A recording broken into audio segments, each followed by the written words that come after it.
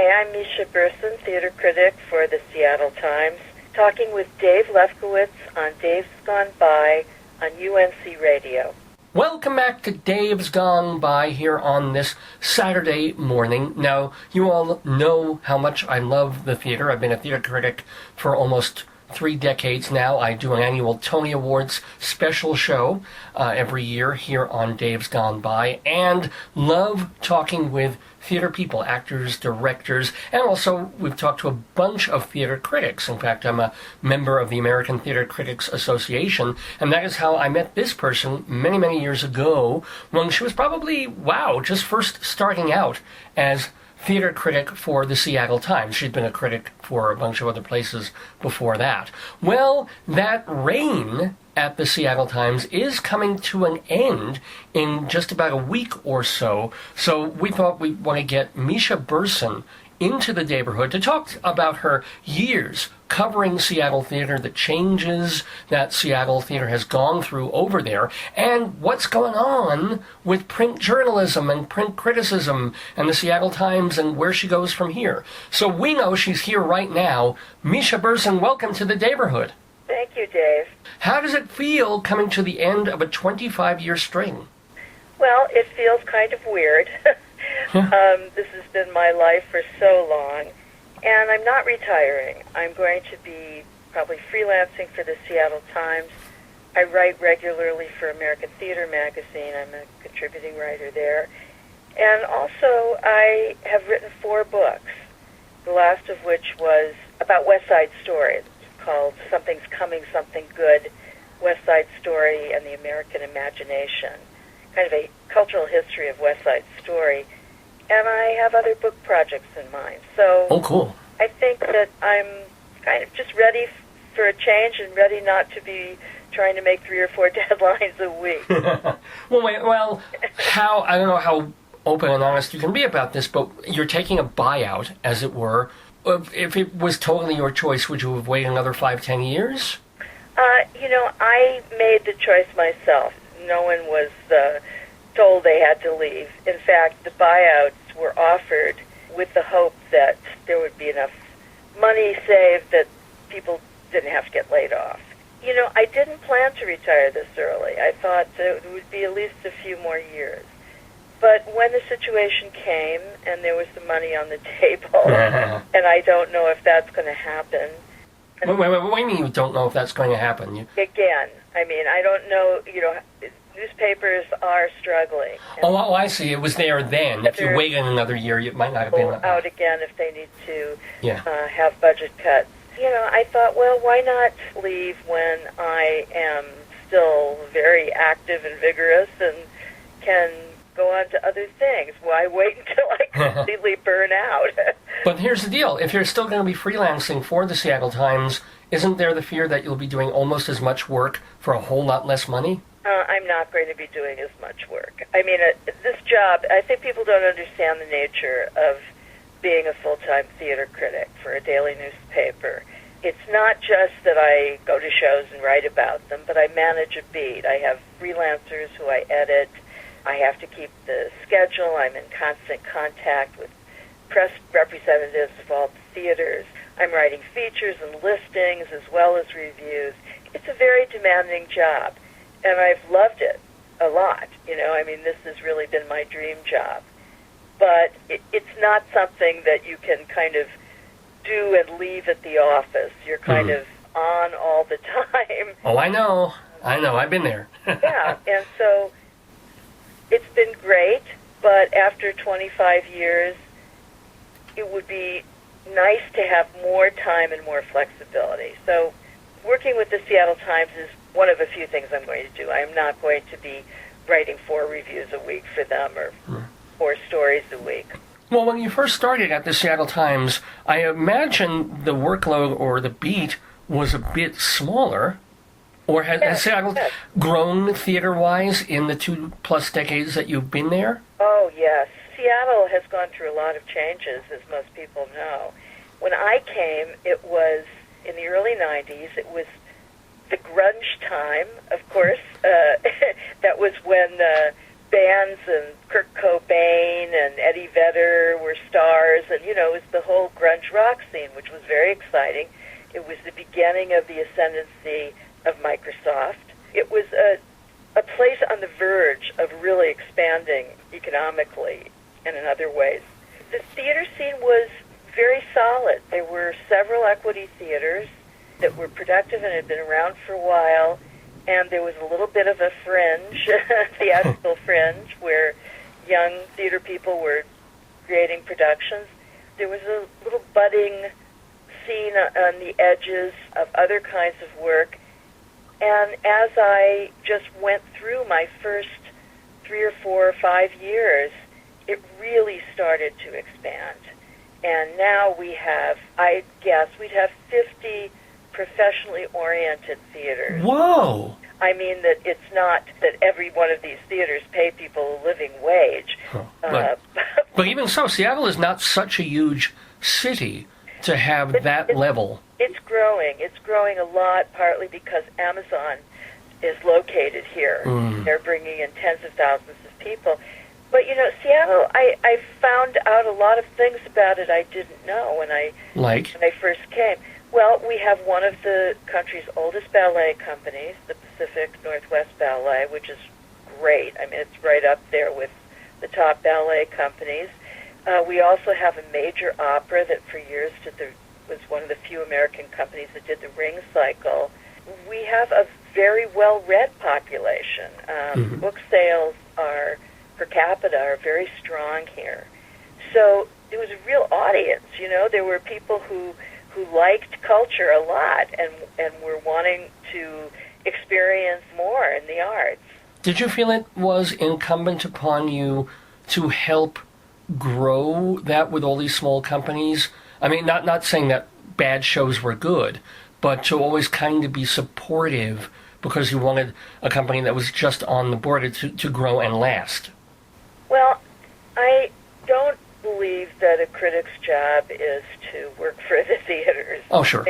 I think that if you love theater and you're committed to it, and I used to be a presenter, I've worked in many aspects of the theater world, I care about the quality of theater here, and I care about people knowing that there is good theater here. I also care about maintaining some sort of critical standard. So I wrote a lot about the smaller theaters as well as the larger ones because interesting stuff started to happen there. When I first came here, the fringe scene was mostly, kids fresh out of college, out of University of Washington or Cornish College for the Arts, doing, Tennessee Williams plays. I mean, they were not doing things that were particularly inventive or unusual. It's really changed in that regard. And so the thing about being a journalist, not just a reviewer, is that I also had a chance to interview a lot of people and write stories about a lot of people. And that's where I think one's discrimination comes in. If you see a really interesting theater group or an actor, you want to, you want to talk to them. You want people to know about them. So I think there is some sort of highlighting and shaping that a critic does, but it's really important to keep your more objective perspective. Now, can I ask, I imagine as theater critic for the Seattle Times, when a famous person would come to town and do a play, you also had to, or wanted to, interview them and do profiles on them. Any special memories of famous actors? I have a few. We have a really good acting culture in Seattle, partly because we have these two schools that really turn out professional level graduates, and so it's kind of unusual. When I lived and was a critic in San Francisco, the minute somebody did very well and started really growing in their career, they, often just made a beeline for L.A., right? Because that's where a lot of commercial work is. we're in the corner of the country here. It's not easy to commute between here and LA, though a few of our actors have done it. So we have a much more homegrown acting scene, and I think that's really healthy. We're not star dependent, but we do have situations where somebody's producing a show and they bring in somebody from New York, and we have two kind of Broadway houses, Broadway musical houses that occasionally also do plays, the Paramount Theater and then the Fifth Avenue Theater, which has tried out many really good musicals. In fact, Hairspray originated at the Fifth Avenue. So we had people coming in like Harvey Wait, Michael Feinstein or Harvey Fierstein or both? Okay, you're going to have to change that. Harvey Fierstein, who was in Hairspray. Right. And we've had, Cider Rivera, people like that who were touring with shows. And I've also had some very interesting phone interviews with people who were involved in some way in shows that were coming. I think one of my favorites was talking to Gwen Verdon. Whoa. Who was, at that point, fairly elderly. It was a year or two before she died. And the show Fosse, which was a tribute to her genius ex-former husband, the late Bob Fosse, director and choreographer, she was a consultant on that and had really contributed to that. And it was just kind of wonderful talking to her, and later to Cider Rivera. These gals who, were immensely talented themselves as dancers and actors, and who had a kind of terrific, old showbiz ethic of just giving their all and being, very rigorously disciplined in their craft. Those were great conversations. Now, one of the things that I do in the one-man play that I've been doing, The Miracle of Long John's, is I take a little part of that, which is about my years of being a theater critic, and tell folks about some of the very, very best, most memorable plays and musicals I've ever seen, and also some of the worst. Yeah, so, right. In your 25 years in Seattle, what are two or three of the absolute most memorable, best shows that you've covered or written about, or even if you didn't write about them, if you saw them, yeah. and also one or two of the most unbelievable stinkers? Okay, that's interesting. Well, I think one of the great plays that I have seen here was there's a company called Book It Repertory Theater that works directly from literature, where they are very faithful to the original novels that they're adapting. And with Seattle Repertory Theater, which is, a very big company, a place where Wendy Wasserstein originated a lot of her plays, they did an adaptation of the Cider House Rules by John Irving.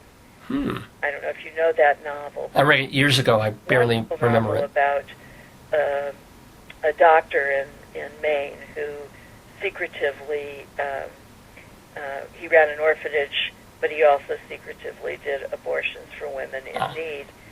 Anyway, this was a two-part, I think it lasted altogether about 7 hours, adaptation, and just magical, very, very story theater oriented. It was just a really inspired adaptation, and kind of enthralling, that you really, at the break, you really wanted to come back and find out what had happened to all these colorful characters that Irving had created. And then it went down to LA. It also went to New York. It's been produced in Chicago, but that was a really magical experience. Cool. I mean, there's a company in New York, or they've been to New York, I don't know if they're from there, that does that with Hemingway and Fitzgerald. Yes, right. It's interesting. Book It does occasionally do classics. They've gone through the Jane Austens, but they also are picking up on more contemporary literature. And another great piece that they did was a two-part show called The Amazing Adventures of Cavalier and Clay, a recent novel about two Jewish guys who were created early comic book heroes, superheroes. So those things were terrific. I think Hairspray was wonderful because you knew it was going to be a hit. It was just so darn good. Right. And to see a brand new musical in a tryout that was already so polished and so much fun and had such catchy music, that was kind of wonderful. Peter Brook came here and did a very interesting Hamlet with Adrian Lester. And, there are many other productions I've seen here that were terrific. As you know, as a theater critic, you wait for those moments, and you see a lot of, kind of mediocre stuff in between. Absolutely. Oh, yeah. Yeah, I mean, it's funny, you're almost quoting my play right now. It's like you have to go through 599 shows to get to number 600. It's like, and that's the one. But among those 599, most are mediocre or okay or pretty good. And then you always get ones that you're like, I cannot believe somebody put up the money to do this. Or what were they? So what are one or two shows where you just sat there maybe for just one act and went, what the? Whoa, what the?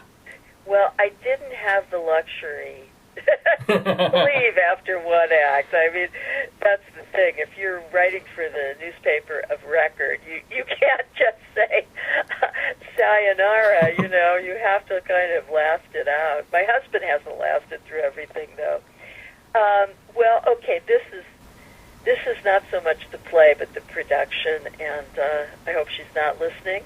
But Faye Dunaway came to town with Masterclass. She was to do this tour of Masterclass, national tour. It started in Seattle, and I had a very funny and bizarre interview with her. She's quite a quirky person, and a diva. And but she was so miscast. Wait, you wouldn't think that. No, you would think that would be great casting. It didn't work. You know how you see an actor and you know what they're capable of. Yeah. It feels like they're trapped in clothes that they didn't pick out, or it's just. And I had to be very critical. And I heard she just absolutely threw a fit after that review. She was so upset, angry. And the rest of the audience agreed. It wasn't like you were a minority opinion thinking, oh my God, she's so wrong for this. It just, everybody knew this was a disaster. I don't know that. Okay. I don't know. I think audiences are kind here. They will jump to their feet sometimes when it's unwarranted, in my opinion. And they try to give people the benefit of the doubt.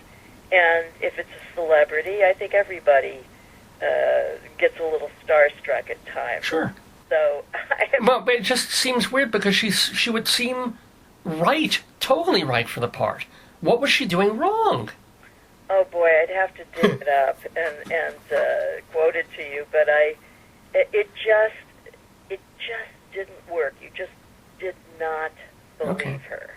Well, what's another horrible night at the theater that you had in Seattle? You are cruel. Oh, yeah. I know there have been plenty of them. I hate to single out, nonprofit theaters that kind of do their best. So I'm sticking with...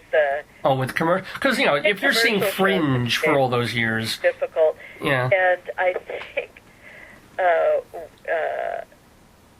I don't know if you saw this musical based on the film Martin Guerre. No, I never saw that. It never came to New York, I don't think. A movie by Werner Herzog, I believe. And it was so terrible. Oh. It was just dreadful. It was kind of an attempt to do a kind of pop opera of the Andrew Lloyd Webber school. And it fell very flat. And for that, I got hate mail. Well, I think they really wanted to bring that to New York. They were strongly pushing that as the next big Miss Saigon kind of musical. Yes, yeah, and I think that, I think that producers pay attention to critics on the road. and if something is getting sort of universally banned, and then I have to mention. Okay, you really got me going. Oh yeah. I have to mention this musical that Randy Quaid did here. And, Randy Quaid. He's the nut job he's been arrested now. He came back from Canada somehow. Yeah, the brother of Dennis. Of Dennis Quaid. And, by the way, Randy Quaid is a very fine actor. I mean, I have seen him in the past in films, and he's terrific. But he came into town for this new musical called Lone Star Love. And it was, beginning at the Fifth Avenue Theater, I think that one did make it to New York, as a matter of fact. Broadway run, yeah. So Quaid, his wife, was quite a piece of work. She managed his career. She was constantly battling with the producers and the creators of the musicals. She was very involved. She wanted to, design his costume, and she just wanted to kind of reshape the whole thing, and she told me, this is based on Shakespeare, it was based on Merry Wives of Windsor, and we wanted to be raunchier, and we wanted to be more surreal, and, this was like a country folk rock musical. Yeah. So everybody else in the production was going in a different direction. Anyway, he simply did not turn up at a performance, and he, claimed that he was ill. Did he eat some bad sushi or something, or? It was a day after. The reviews were just punishing and fine because it was just so bad. It was. His performance was so out of kilter with everything else going on. So, in the middle of this, the Broadway run was canceled. Right. And, he kind of bowed out of the last few performances because he said he was ill, but, anyway, there was lots of backstage stuff going on, and it was kind of a total disaster, basically. Now, did you have to cover that as a news I had to cover it both ways. That was, that has been part of my job. If there is news, if somebody has died, I'm the one to do it. We're not the New York Times. We don't have 5 people who can cover theater. We have me and a couple of freelancers who write some reviews. So, yes, I had to do that. I had some very insane conversations with his wife. Oh, dear. She wanted to, she wanted to kind of rescue his reputation. She wanted to, get back at the producers. It was an ugly scene, and then, of course, they had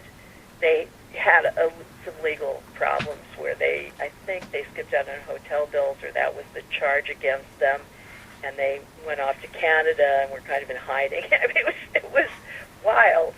So that, I have to say, was one of the most interestingly dreadful shows I have covered as a theater critic. Well, was actually kind of cool. I do have the off-Broadway cast album of Lone Star Love. I just noticed it on the shelf. So it did make New York, not with the Quaids. Yeah. I forget how it did, but we can play a track from that, actually. That might be kind of fun. So here, not featuring Randy Quaid and not reviewed by Misha Berson, let's hear a track from Lone Star Love. Here on Dave's Gone By, having a fabulous time talking with Seattle theater critic Misha Berson. She is finishing her run as their chief full-time critic, as it were. Are you going to miss doing the obits and the breaking big news stories? Because you'll still get to review, but you're going to miss that kind of journalism-y, oh, wow, there's a big thing happening, I get to be the one to tell the world. There's a lot of fun in that for me because my father was a newspaper man. He worked for papers in Detroit and Baltimore and, spent his entire career as a reporter and editor. So there's a little bit of Brenda Starr in me. I like chasing a story.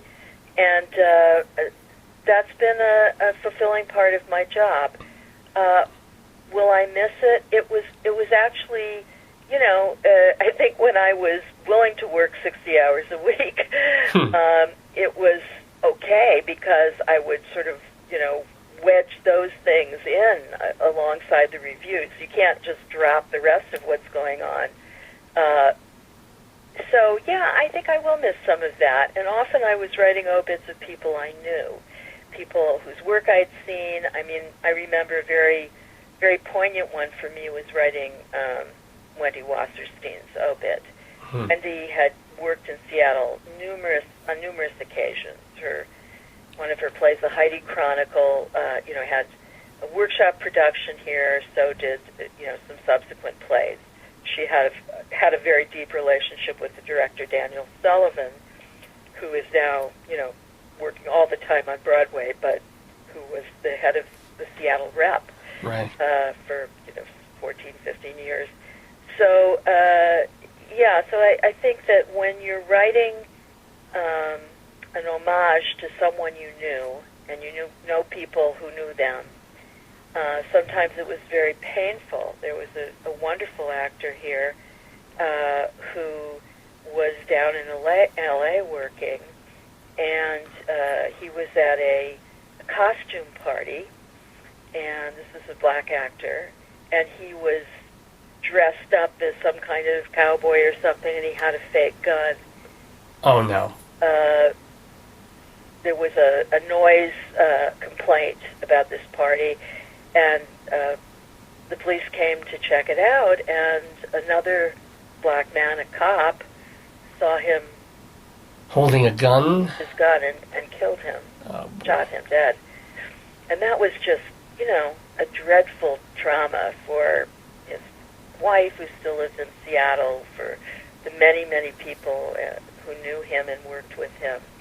And so, those kinds of situations, you feel that it's important. It's important to acknowledge these people who gave a lot to the community and, whose loss will be felt. Hey, speaking of, current buzzwords like diversity, how diverse is Seattle theater compared to Seattle in the first place? I mean, I'm sure there's a lot of Asian stuff going on, but as far as other ethnicities? I think that's really changed. In the 60s and 70s here, before I was here, there were in many cities, there were federally funded projects, and a couple of black theaters. For a long time, there was a company called the Group Theater, which was founded by a multicultural group and led by Hispanic Americans. It was something that was happening here as was happening all over the country. Funding for that really dried up, and the other thing that was happening was that Seattle Rep, Act Theater, Intimont Theater, those are some of the big equity theaters here, began doing more diverse material. It sort of began to filter into, larger arena. So I think that the theaters are making strides. They're being much more conscious because they're getting pressure. Just in the last few years, I think there's been much more pressure to produce plays by women and minorities, to cast multiculturally, and I think our theaters have responded. That said, we have 4 new artistic directors under 40 who are white guys, but I think they're all very conscious of the situation. The other thing is that Seattle is interesting in demographically. It has a larger Asian American population than an African American population, which is relatively small.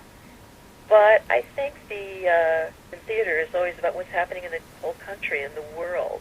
Well, speaking of ethnicity in theater, you wrote an entire book. Your most recent book is all about West Side Story and the American imagination. Actually, the name of the book, the main title, is Something's Coming, Something Good.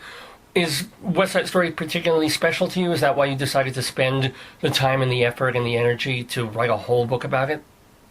Yeah, I mean, it's very special to me. The book begins with my memories of hearing the cast album when I was a really little kid and acting it out with my cousin in her bedroom, who'll be a jet and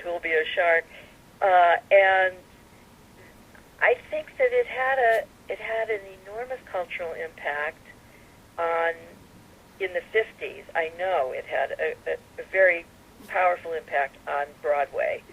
And I think it's one of those watershed musicals that, even though it was about a very specific time and place, it was about gangs in the 50s in Midtown Manhattan, it has really become a classic. Oh, yeah. And often revived, especially in schools and high schools and universities.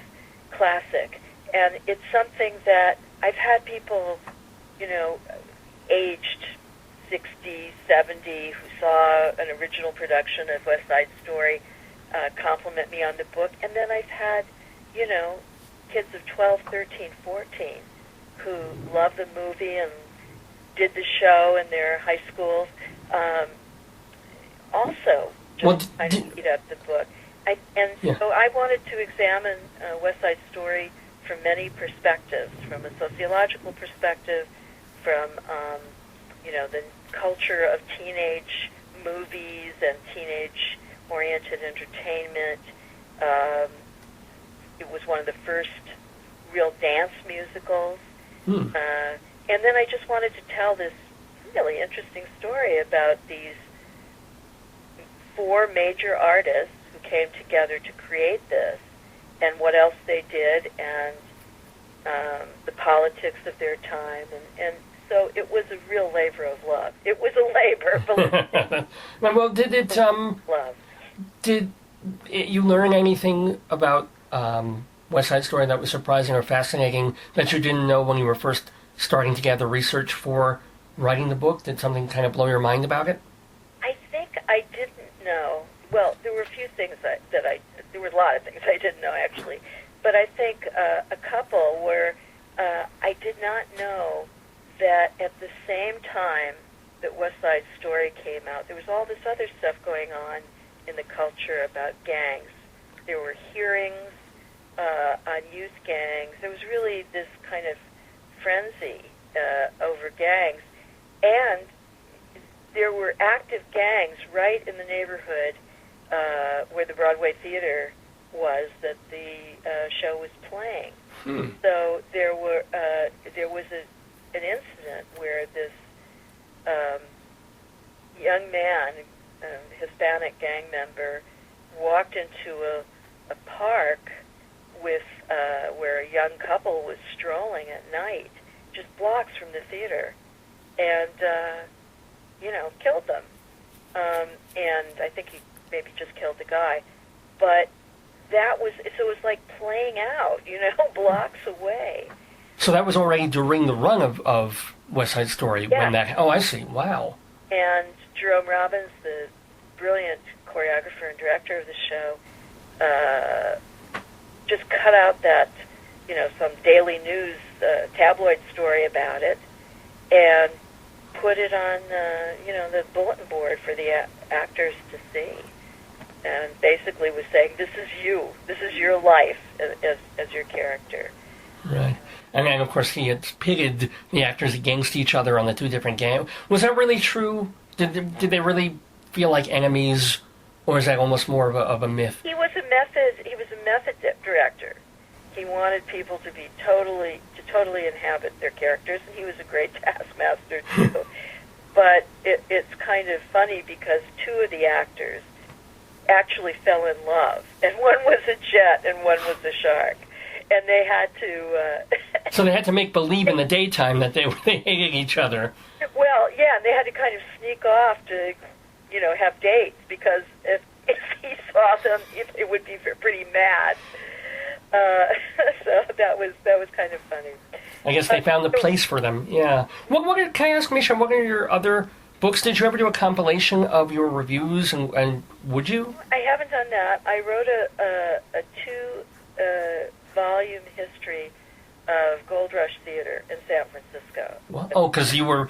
I spent many years in San Francisco. That was a place where I began as a critic and also had lived since, I was a teenager.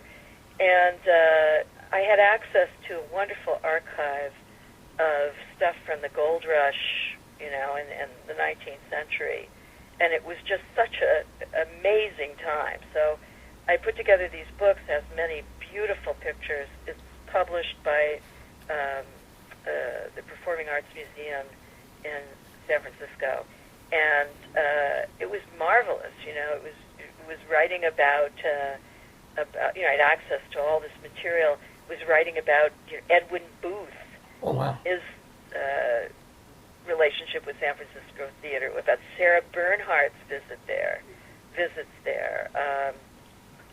about James O'Neill, the father of Eugene O'Neill, who was kind of a San Francisco leading man for a season, and about all these crazy, gold rush types who built theaters and they all burned down, and it was just a marvelous.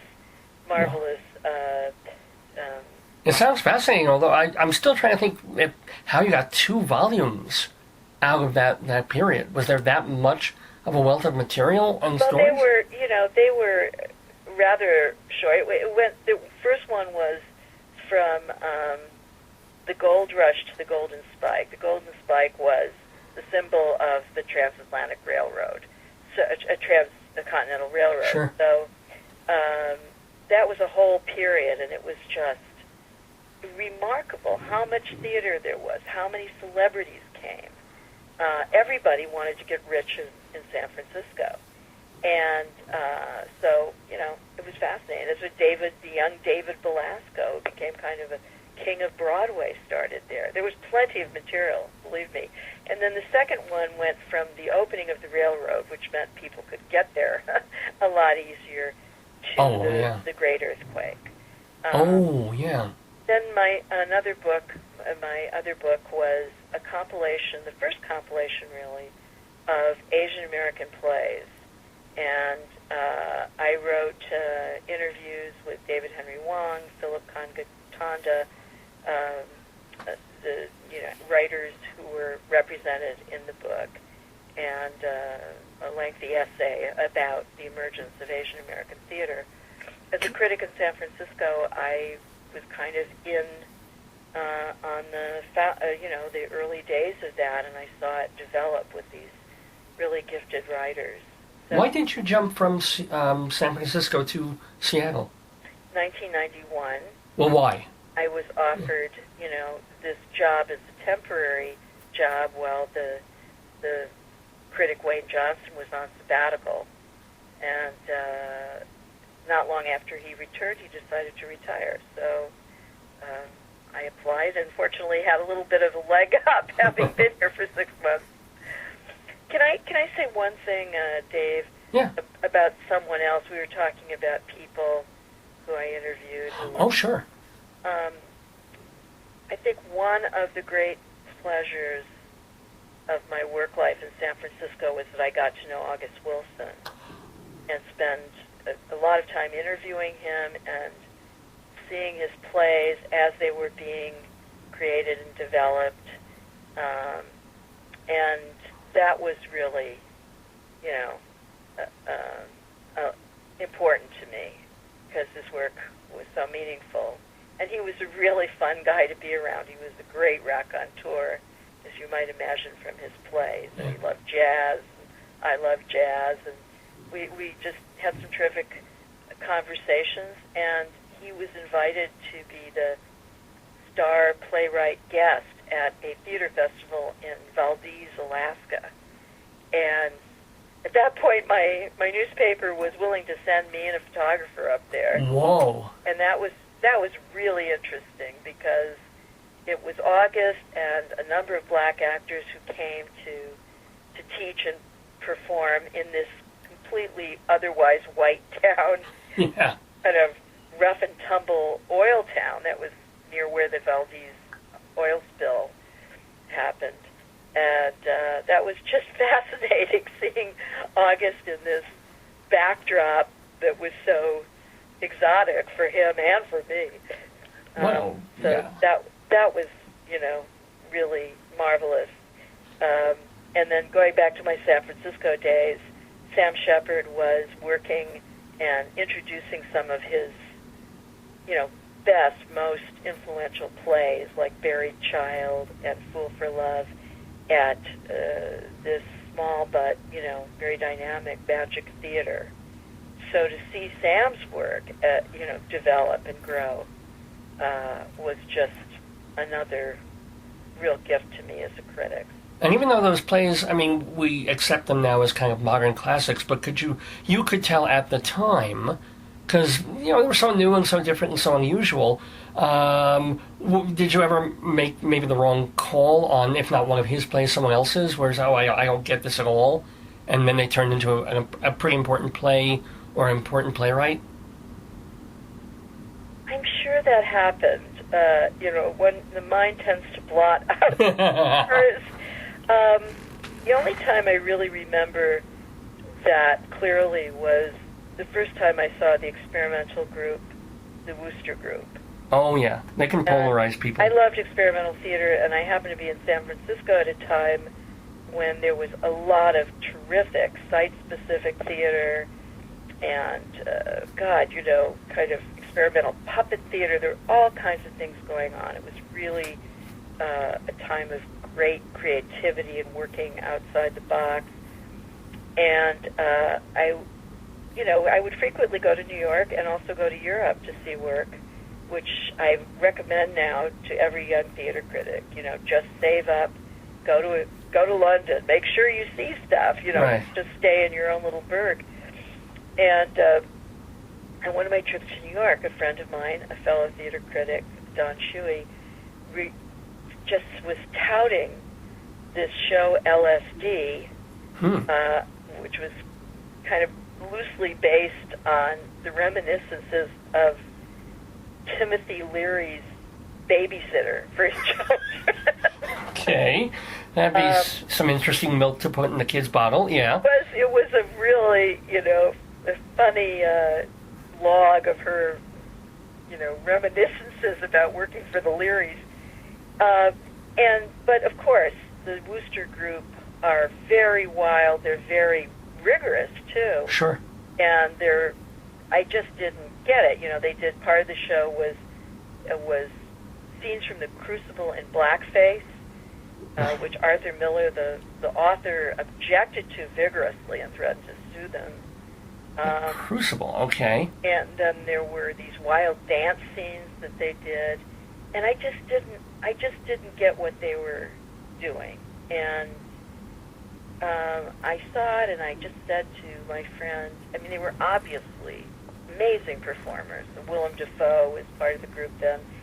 And I said to my friend Don, I said, I don't get it. What is exciting to you about this?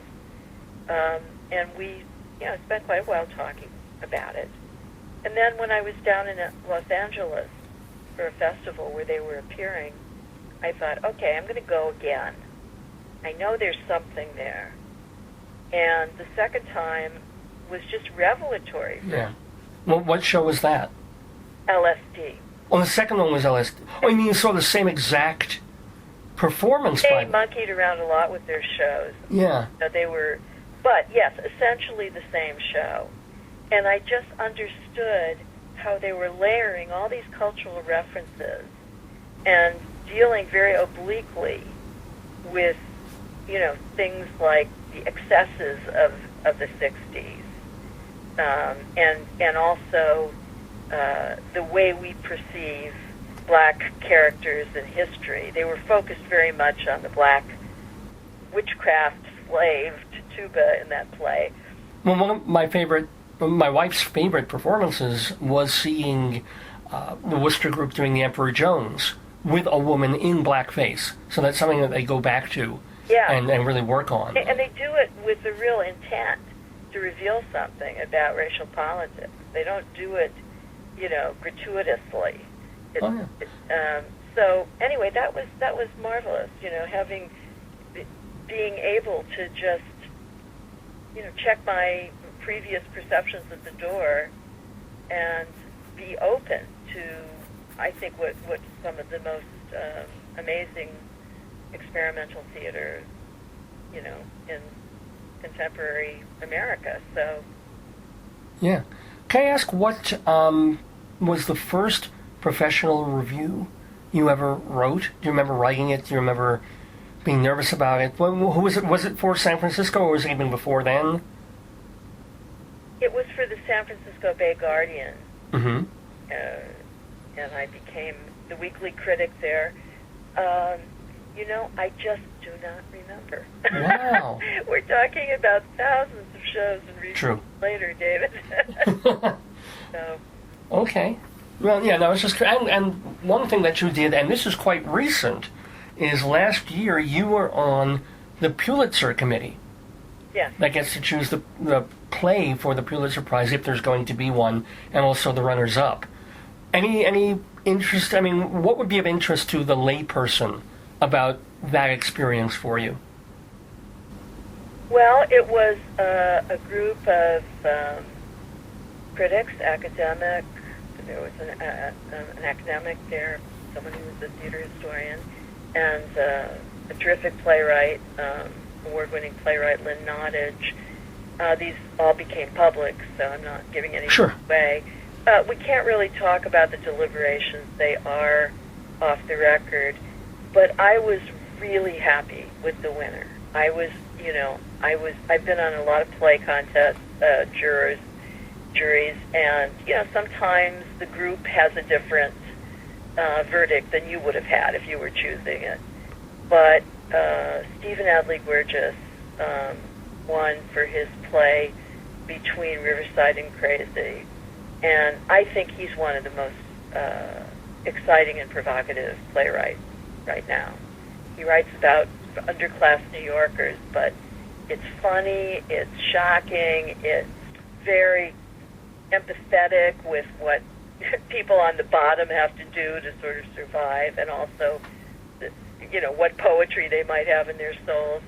And I think he's just, one of the best playwrights working now. So it was... That was an easy call for you and maybe the whole gang. Who? The previous panel, too, quite a while ago, Pulitzer panel, and that year we gave the award the Pulitzers gave the award, but the jury decided on a play I also love very much. It's been done all over the world now. It didn't do well on Broadway. I didn't think the production was good, but that's Nilo Cruz's play, Anna in the Tropics. Oh, yeah. I mean, I saw it on Broadway, and it did nothing for me. I don't know what was missing there, but it was just like bleh. It was such a bad production. I mean, and this is something you understand as a critic, that the production sometimes can kill a show. Oh, sure. And the casting, it was cast with all the different kinds of TV actors and stuff, and it really didn't work. And then I saw quite a wonderful production directed by Sharon Ott at Seattle Rep, and she had gone to these cigar factories in Cuba, in Cuban Florida, where the action takes place, and immersed herself in that kind of culture and music, and it was just so much more vibrant and alive. So, well, I always wonder about that, about how many plays get that one shot, and it's done okay, or the production's just all right, and it's forgotten. And if they had gotten a better or more exciting production in the first place, we'd be seeing it all over. That happens not. Periodically, that it's gotten a much better production elsewhere than it gets on Broadway, because there are all these commercial pressures on Broadway to have stars, to, and I've seen that Cider House Rules, which can be just terrific theatrical experience, and in Chicago won a lot of awards in that production. It was miscast off Broadway. And so because of the media focus in New York, you read the reviews and you think this is a terrible play or something. But then again, you also get the converse. I mean, we're seeing now A View from the Bridge on Broadway, and that's always been considered a good play, but something fairly minor in the Arthur Miller canon compared to The Crucible and Death of a Salesman, even though it's revived quite often because it's got a great lead role in it. And suddenly, after how many umpteen performances of A View from the Bridge, now they've got one that they're saying is the best ever, and might want that play higher into the Miller canon. The best ever on Broadway. I mean, I just have to qualify that. Oh, okay. There was a really good production of View from the Bridge this year in Seattle. There was a great production with Allison Janney and Anthony LaPaglia off Broadway at the Roundabout Theater maybe 10, 12 years ago. So, I think everything on Broadway, the spotlight is much brighter. Sure.